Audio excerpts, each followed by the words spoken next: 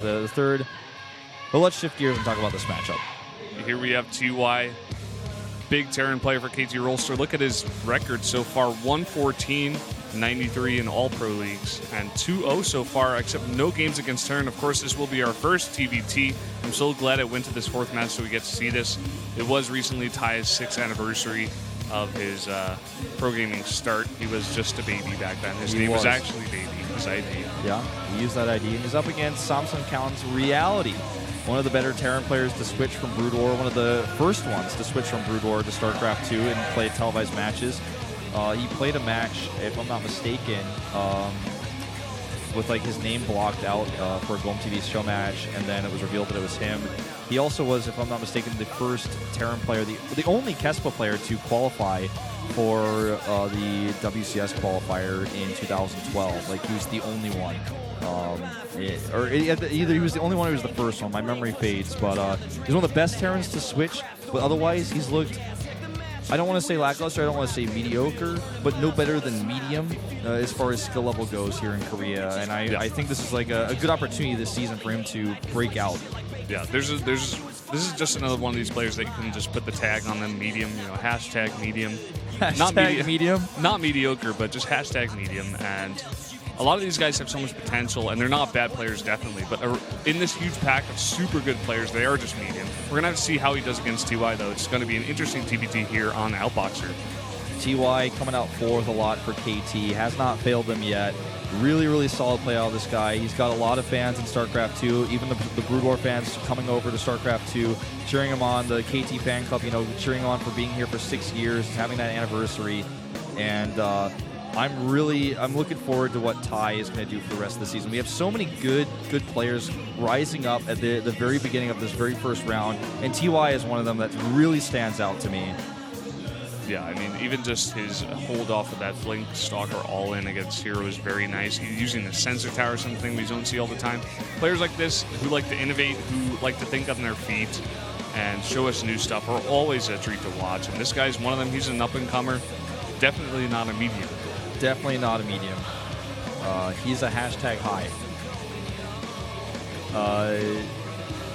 His favorite fangirl, though, Sojung, is not in the studio today. Let's hope he hasn't noticed. Hope it doesn't affect his mindset. If he knew, he would be devastated, I'm sure. There's no sign of TY in the lobby just now, so that's why we have a little bit of a delay here. Looks like he has a technical problem he'd like to have resolved before we go into this next match. Always really important to have all of your settings perfectly correct. And depending on how long this takes. Okay, no. I was going to give you guys, I was going to go into one of my stories to bridge the gap, but it's been bridged. The bridge was built. Yeah, and he's joking in the chat about using mech in TBT, something that we will probably see from both of these players. It seems to be the style right now. They're both in the lobby. They're both ready now. The map is Outboxer, as you mentioned before. Our very first Pro League 2014 Terran versus Terran. The first Terran versus Terran of the year. Let's jump into the game right now. KT Rolster versus Samsung Galaxy Con.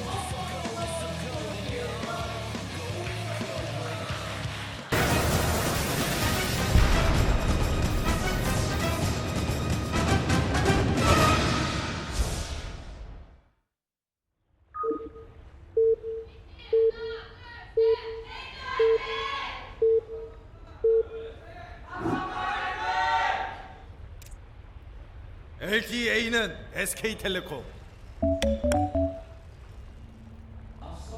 To begin our first Terran vs. Terran up here in the top left, representing KT Rolster, he is in the red, TY.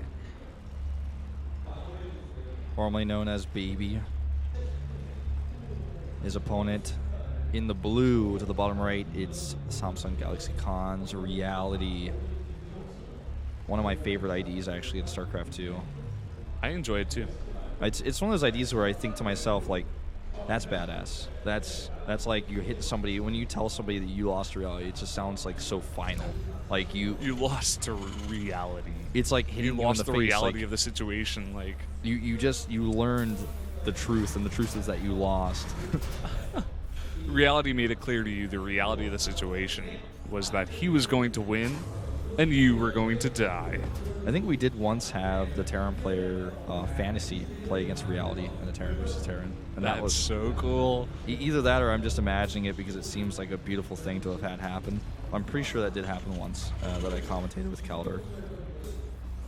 Well, both players doing as you would expect in TVT, especially for a 2-player map, going barracks first. I mean, we'll see gas is going up at normal timing. Yeah, gas slightly later. For reality, not going to affect too much. Yeah, I mean, it's basically 4 gas difference. The 1 trip, he's going to be like 1 trip behind. Yeah. And now, since this is our first Terran versus Terran in the 2014 Pro League, why don't you give us a little rundown of how this usually tends to go, especially on a map like this, 2-player map, a newer map. Okay. Terran versus Terran on this map, or just let's talk about Terran versus Terran in general. Usually in Korea right now, it's played via mech.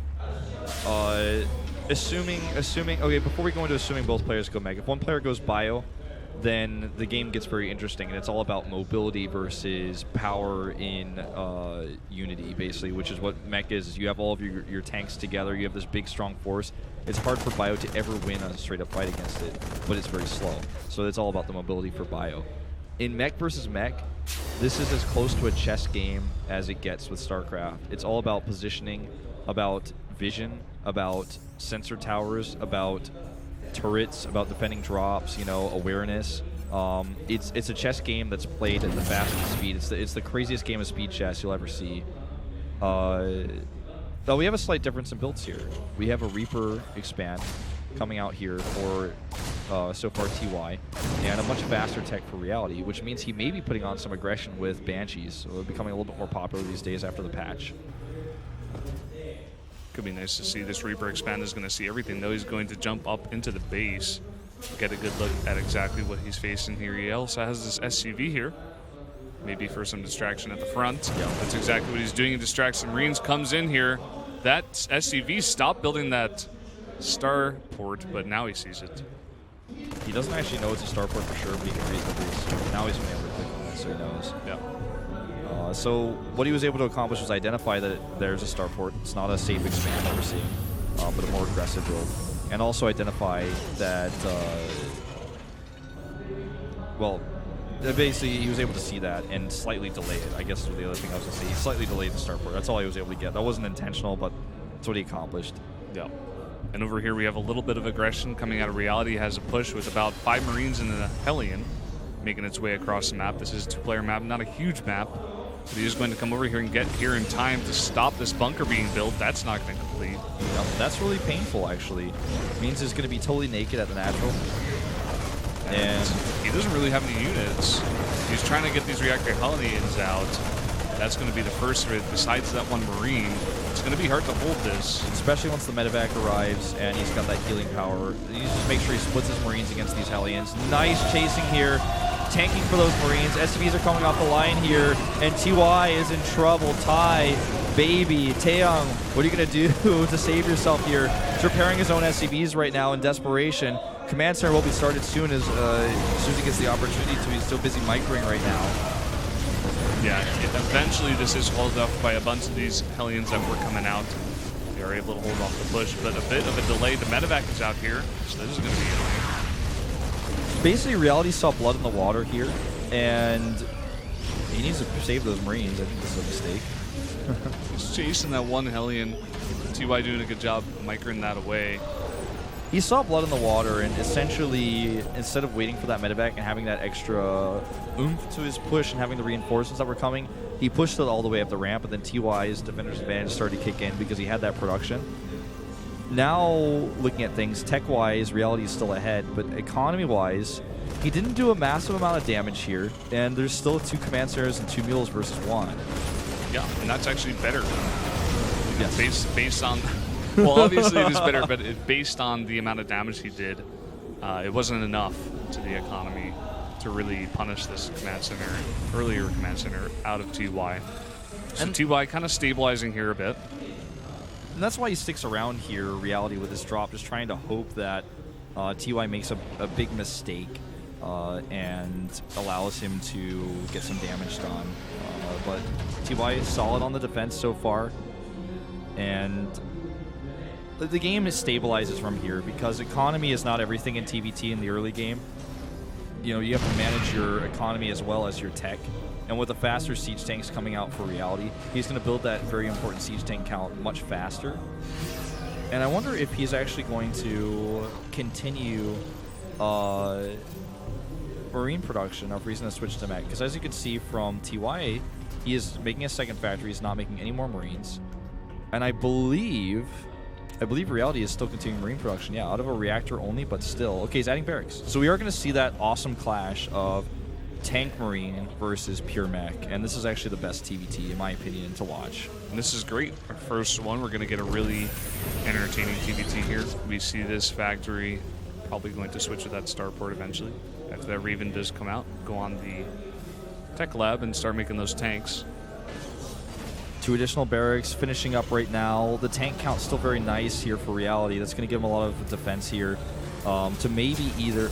He's got a few options. If he scouts that there's a third command center going up and it's a mech composition coming out, mech is something that's a little bit fragile in the early game before it gets to that critical mass. What he could do is try to push and do some damage to TY straight up via a ground attack. We may have a few graphical bugs on this map. Possibly. No, I think it was just raining. Something like that. In the desert. Yeah. The other option for Reality is to take his own third command center down, you know, put it down early because he knows that the mech isn't going to be attacking him anytime soon, and then just micro his heart out and attack constantly over and over and over again with his bioforces. This is more of a scout than anything. He wants to identify whether it's mech or biomech that he's up against because he doesn't know yet 100%. And he wants to maybe get some damage done, but now he's seen what he's up against. Yep, he sees the starport, 2 factories coming out, the third one being built, and he's going to be able to decide how he responds to this. He's continuing with this build. He is making those Marines and Marauders as well as tanks and medevacs. Soros, another shot of our Australian fan. Thanks again for coming down. Or coming up, I guess, because you're down under. This is... How this matchup works with the mid game is very difficult for damage to get done except for Hellion and Hellbat drops. So that's what we're starting to see here a little bit. Blue Flame isn't done, but look at how much damage he's able to do here. And oh no! Reality is going to lose way too much if he doesn't start splitting those SCVs. He does it in the last second, still taking some hits on the other hand. And oh my god! Oh, one more shot! Why did you move the camera away from me at this moment? How much damage did he do? Okay, he not so much. Didn't look like he was able to finish off those SCVs. It was cleaned up just in time for Reality. Taking this third base pretty aggressively, getting that down, as is TY. TY dropping all the mules there. The mule hammer falling hard on that base. That's where they all aggregate on Tuesdays to discuss European history. Is that what the mules do? I don't know. I think they just go and take 30 minerals per trip really efficiently until they die. They're pretty intelligent, man. You don't even know it. You have to give them time. You have to talk to them. Don't judge a book by their cover. There might be like the one mule that goes astray and starts talking to the Scantipede over here, but I think in general, Brendan, mules are pretty much just the workhorse of Terran, very efficient. Hey, what are you doing texting? What are you doing texting when there's important StarCraft going on? And get your feet off the rails. He was wearing flip-flops, too. Those are flip-flops in winter. That is the wrong season. This guy is trying my patience. That's what he's here for. Footwear. That's what he's here for. He's here to try my patience. I'll have a chat with him later. Make sure you can't get away with this. You can't keep getting away with this. Keep getting away with this. This Hellion run by could be, well, it could have been very successful had he decided to go for the harass. Now he realizes with the sensor tower, oh, you're out of position. Here we go. These SCVs might all disappear very quickly. Let's find out. Well, we have a bunch of these Blue Flame Hellions in there, and they are going to line up. Looks like something happened there at the natural as well. These Hellions aren't done yet. Going to take out a Marine as well. Just a little bit more drop action happening. TY just having the multitasking of the mech, and when Hellbats were being used a lot of the time in TVT for drops, I think that's part of the reason why we had this metagame shift to mech, because you're almost always going to have more guaranteed economic damage with a Hellion drop than a Bio drop, because the potential for damage is so high. Look at this. Yeah. One Hellion that's almost dead is going to kill so many Harvesters. You can't just turn your Harvesters and surround that. If you have 2 Marines that are low on health, you can just surround them with your SCVs and kill them and then just continue on with your life. But one Hellion, you can't do that. You stack up your SCVs, you might lose 6, 7 to just one shot. It's the AoE effect. And with sensor towers, safe mech play, defensive mech play, it's very hard for Bio to actually find a way to make an attack work. This is something that Artos has talked about since the very beginning of Wings of Liberty, how eventually once players figure out how to play defensively with their mech, they set up walls. I love the KT on the depot. It fits very nicely. You know, you set up walls. You have a solid defense with sensor towers and turrets. How is a Bio player ever going to find an opening to do damage to you? Whereas you have the better composition that will always win in a straight-up fight. It's great for... Bio is great for a map like Whirlwind, right, where you've got a ton of empty space, great ways for flanks and big attacks where you can try to catch your opponent off guard when he's on siege and he's moving across the map. But on a map like this where there's so many choke points, it's so difficult for Reality to make this work. This is a little bit awkward. 2 medevacs meeting in some dead space. They did not talk. That guy ran away as fast as he possibly could. We could actually see island maps taken in this TVT as well, especially by Reality. This is really fun to watch. But if Reality wants to take these island maps because mech is so immobile, that would be a great choice. You got to be careful about Viking squads though on the hand. Marauders can't shoot up. Just clarifying that for everybody. As much as they may try, their arms are way too heavy to actually point them up. They can only point straight, and that takes an immense amount of force already. And I think if you think about physics too, with the shots coming out of those cannons on their arms, I'm not even sure if like they would really be able to go up without like an arc. Wow, killing his own Marine there. Harsh. that Marine was chosen to be the one sacrifice in front of the Viking gods. Oh! Wow, no target on the medevac. Yeah, he could have actually gotten that medevac, but he decided not to. This is the efficiency of a great a player who has great control, targeting medevacs with Vikings, using his... hold that thought. We have a Marauder squad over here actually going to be able to get by this base that was not quite made into a planetary just yet. And then started a little bit late and then canceled, so a lot of resources lost here for TY. Yeah, good timing on this push over here on this aggression by Reality. He was able to spot a little bit of a weak spot in TY's defense, not yet set up with that planetary defense or fortress. He is coming over here on the other side with a little squad of units. This is ideally, as a Marine tank player or as a bio tank player, how you want to be playing the entire mid-game. Always attacking. Every angle, every side. But you can just see the efficiency of mech here. He gets one siege tank for that whole group. And like a few SCVs that were building missile turrets. That's all he accomplishes. Now his tanks over here are not actually very protected. Hellbats can just tank the damage. He's going to go in on this. Yeah, he's going to siege up now, having Hellbats in the front. These tanks aren't long for this world. They are going to unsiege over there, TYs. But over here, Reality, another push on the base in the 12 o'clock position. A bunch of these Marauders over here trying to get out of range of that planetary fortress, do some damage to those SCVs. This big tank line, though, is so scary. The Banshee switch that we're starting to see from Reality is a smart one if he has the air control for it. Without a unit tab look, I wouldn't be able to tell you guys if this is a reasonable choice for him. He's got 4 starports with tech labs, which can produce a lot of Ravens to help him out. But they can also make Vikings too, of course. But look at the Viking count for TY. It's all about the point defense drones here. And if he can take air control for just a moment, even if he uses point defense drones to do that, however he takes it, the Banshees will force tanks to unsiege. I just don't see him. I don't see him taking control of the air here against this. There's already so many Ravens for TY himself, plus the secret missiles he could potentially use. TY is ready for this. He knows that potentially Reality could go into something like this, and he has the air control right away before he even needs it with a bunch of these Vikings and Ravens. Now he's slowly making this push over here. He's sending these Hellbats over here to defend this drop. Finally, they were over there for a while.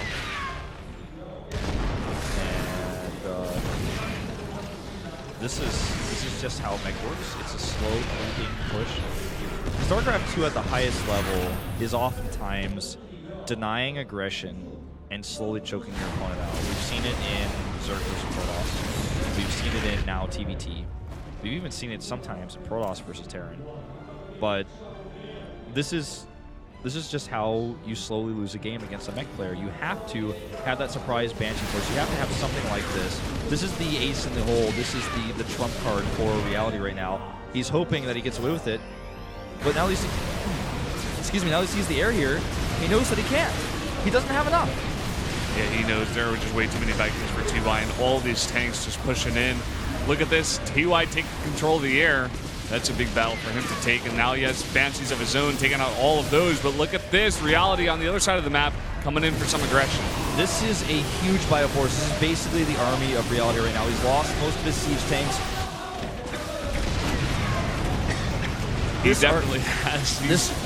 He's making me cough. He's trying to kill me here, but this army has to do critical damage. He has to basically kill TY with this one force because he's never going to have another one.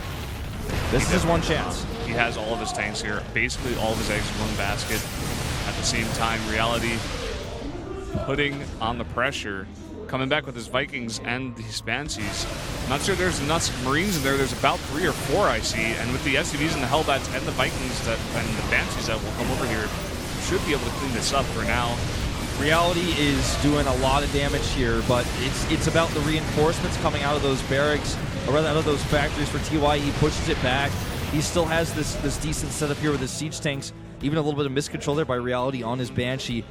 Look at the supply. TY is still up 20 here, but he lost a lot of his income. And income is so critical for mech, which is such an expensive composition. He even has this command center slightly misplaced, as was just noted there by our observer. This is a great opportunity for Reality. If Reality can actually remax faster and then continue to harass, continue to build that momentum, always attacking where the mech army is weak, these Vikings on the air are not useful against Marauders. They're just not. Yeah, they definitely will not be. He has to make sure he takes that. He has this whole air army over here. There aren't a bunch of missile turrets over here at the space for Reality. He could possibly go over here and harass this. It looks like he's going to take a really forward position here with a bunch of his Hellbats and his tanks as well. He's going to take down that planetary as soon as possible. That tank is too close. Yeah. This is a great way to do a lot with a little, what we're seeing from TY right now. He's setting up a great position here where he can force one base to stop mining. He's actually going to engage here. Do we see a secret missile? No. Point defense run goes down at the last second, absorbing a lot of the shots here. And a small victory, in fact, for Reality. Yeah, Reality taking that air dominance right now. They both had, I think, one Raven in that comp, and now I don't see it anymore. I think they're both dead. Yeah. As you can see on the unit tab, we do have just one Raven left for TY. Probably just recently made. The Thors that he has as well was something that he would love to add into his composition. Notice how he's always set up and prepared with his mech units to stop bio. The only problem is that there are so many Marauders over here. Those are so healthy, they can push in here, and he even has a couple of tanks of his own. He's going to come over here to this base. He's going to take out all these. No planetaries over here, but this base for Reality has also come down. This is what I describe when I say mech versus bio is really exciting, because you have this action going on the left side of the map. These Marauders attacking, clearing up some of the economy. On the right side of the map, the mech has contained the base. There's no way for Reality to actually break the siege line right now. Not yet. Not without more Marauders. And he's trading his Marauders to keep the economy low. Yeah, what he just did over there, that was huge. He forced TY to land those Vikings, and now TY does not have anything in the air. He has 3 Ravens, and that's about it. He has the 3 Thors to handle the big Viking count, but we see now 15 Vikings and that 1 Banshee, but it just went down for Reality. What you can do as a bio player against somebody who loses their Vikings in such a way like this is try to switch to battle cruisers. That's something that we could see, but he just doesn't have the economy right now to do such a thing. This Viking harass over here could be devastating if he lands these and starts going away at those SCVs. That's what we're going to see. And TY does not have SCVs to lose right now. He's down 10 Harvesters currently. And he actually might lose some of these siege tanks to this. The Bioforce coming to the south as well. Point defense drone really, really worth its weight in energy here. What an even trade. What an even trade here.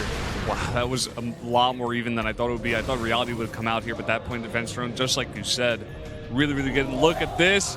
battle cruisers. You're just on point today, Wolf. This is what happens when the production tab isn't shown for like 10 minutes. Sometimes there are surprises, but yeah, this is what I was expecting that we might see because he took control of the air. And now TY has to scramble like a madman to get the Vikings out that he can't really afford because look at his gas. He might find himself checkmated here. He does not have gas set up at his base to the right side of his main. His natural gas is probably all mined out right now. All he has really is seeker missiles and the overload payload on those Thors. Here we go! Even using auto turrets here, that's how desperate he is. These battle cruisers will be easily repaired with all the gas that Reality has right now in his bank. Yeah, like you said, the gas a huge thing here. 23 right now. Slowly mining out of 1, it looks like. And these battle cruisers, they're going to come back. He's going to start building Vikings as well. Trying to get those supported, as well as a bunch of Marauders on the ground, of course. That's that island base that I thought that we might see from Reality eventually. He doesn't have any air units over there right now to scan and clean up that creep tumor, aka the hidden Zerg base in the top right that I think he knows about. that probe might know. He was on the edge, but he wasn't sure. He wasn't sure. Weapon refit is being researched right now, giving those battle cruisers a little bit more efficiency. Here we go. We're going to maybe see a creep tumor cleared up here. Or just a drop. He's also verifying there's nothing there. Yeah.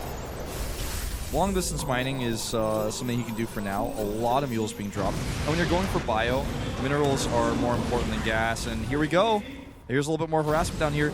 Both of these players are just playing so on point with the most beautiful display of one style versus another and how it clashes in the late game.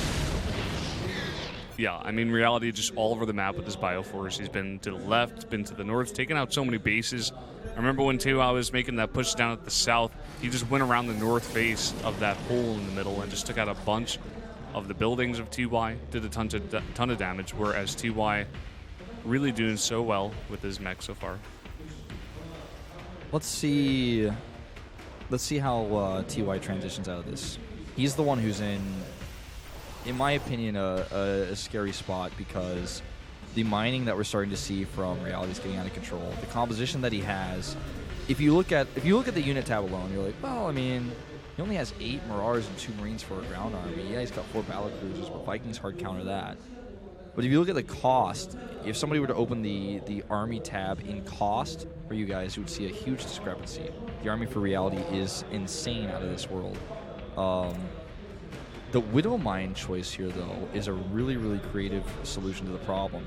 If you can actually get these Widow Mines underneath the very slow battle cruisers, their damage output will one-shot a battle cruiser, and maybe even do so much to these Vikings. Here we go. Widow Mines burrowing instantly here, and now he's engaging with great point defense throws. He's on the chase with those Widow Mines. This is not good for Reality. This is one way to deal with this composition. TY, an innovator in StarCraft 1 and in StarCraft 2. And that army that I was talking about that was so strong has been obliterated in less than 15 seconds flat. That wasn't even close in that fight. All those Vikings, as well as those Widow Mines, and even the Seeker missiles going onto those battle cruisers, they were taken out so easily, and now this base is gone. You see the supply tab, guys. TY is going to take his team to an ace match here. Starting to look that way. There's no army really left for Reality. It was killed so quickly by all those Widow Mines. The Vikings alone, the point defense drones cancel each other out. The battle cruisers tank a lot, and it's an okay fight. But the Widow Mines underneath, things change very rapidly, as you guys saw. I don't see any way for Reality to come back now because he's under siege.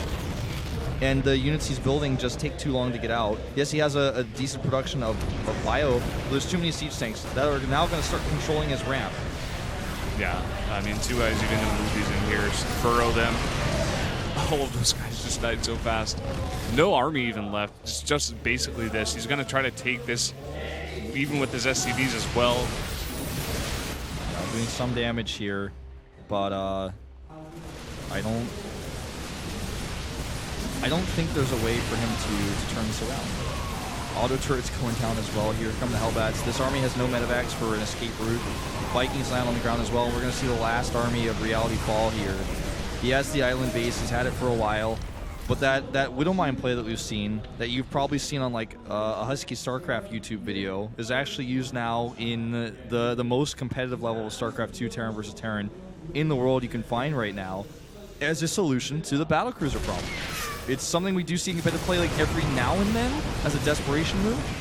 But you hear it worked out? GG, TY, bringing his team to the ace match again. And I want to see, Brendan, I want to see him as the ace player. I can't agree with you more. Him or Flash, I mean, both of those players just playing so well, but him in this match is just an innovator, like you said. This is why this player is up and coming. Not even up and coming, he's been around for such a long time, but he is showing himself as one of the best players on that team of KT Rolster. Reality, not playing bad, but he did eventually lose the game. If I am Samsung right now, I am 100%